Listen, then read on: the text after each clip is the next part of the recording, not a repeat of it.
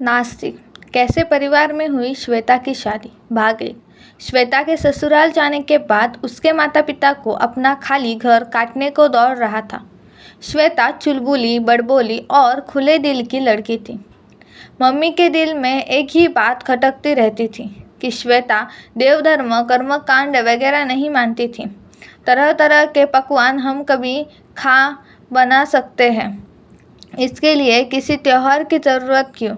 दिवाली के व्यंजन तो पूरे साल मिलते हैं, हम कभी भी खरीद सकते हैं, इसमें कोई समस्या नहीं है। श्वेता की सोच कुछ ऐसी ही थी। माता पिता को तो कभी कोई समस्या नहीं हुई, लेकिन उसके ससुराल वालों को होने लगी। श्वेता का पति आकाश किसी सुपरस्टार की तरह दिखता था। औरतें मुड़ मुड़ कर उसे देखती थीं और कहती थी कि एकदम ऋतिक रोशन की तरह दिखता है। श्वेता की सहेलियां उससे जलती थीं। जिम जाने और खूबसूरत दिखने वाले पति के साथ श्वेता की शादीशुदा जिंदगी बहुत अच्छी बीत रही थी। दोनों पर मिलन की एक अलग ही धुन सवार थी।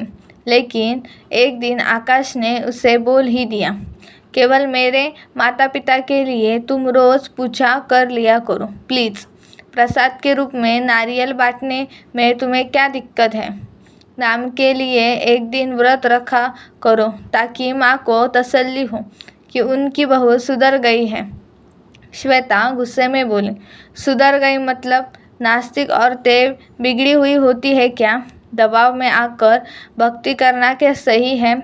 जब मुझे यह सब करना नहीं अच्छा लगता तो ज़बरदस्ती कैसी। मैंने कभी अपने मायके में उपवास नहीं किया है, मुझे एसिडिटी हो जाती है, इसलिए मैं कम खाती हूँ। 2 रोटी और थोड़े चावल तो व्रत क्यों रखना। श्वेता सच बोल रही थी, लेकिन इस बात से आकाश नाराज़ हो गया और धीरे धीरे उसने श्वेता से बात करना कम कर दिया। जब भी श्वेता की जिस्मानी संबंध बनाने की इच्छा होती तो आज नहीं, मैं थक गया हूँ कहते हुए आकाश मना कर देता। यह सब बातें अब रोज़ की कहानी बन गई थी। तुम्हारा मुझ में इंटरेस्ट क्यों ख़त्म हो गया। तुम्हारी दिक्कत क्या है। श्वेता ने आकाश से पूछा। बेडरूम में उसका खुला और गरीला बदन देखकर श्वेता का मन अपने आप ही मचल जाता था। लेकिन आकाश ने साफ शब्दों में कह दिया, तुम पहले भगवान को मानने करो, उसके बाद हम अपने बारे में सोचेंगे। मेरा भगवान नहीं है।